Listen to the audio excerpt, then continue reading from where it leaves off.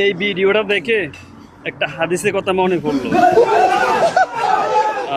ফেরাউন একদিন সিদ্ধান্ত নিল আমি সবাইকে দাওয়াত দেব, আমার আমার ফ্রেন্ড সার্কেল এবং কি আমার গেস্ট, তারপরে সবাইকে দাওয়াত দিয়ে একবেলা খাওয়াবো।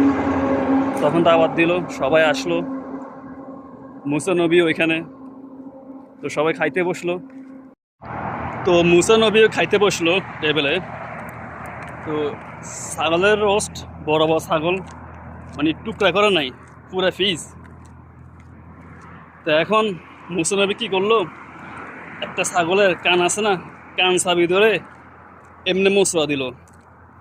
দেওয়ার পরে ছাগলটা উঠে, টেবিল থেকে উঠে দৌড় দিল।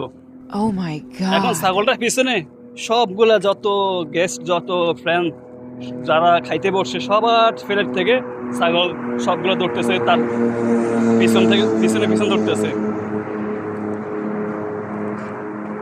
আল্লাহু আকবার। মুসা নবী যে কেরামতি আছিল, আল্লাহ আল্লাহ তাআলা তারা দিয়েছিলেন। হাদিসের মধ্যে দুইজন নবীর কথা সবচেয়ে বেশি আইছে। একজন হয়েছে হযরত মুহাম্মদ সাল্লাল্লাহু আলাইহি সাল্লাম, আরেকজন হয়েছে মুসা।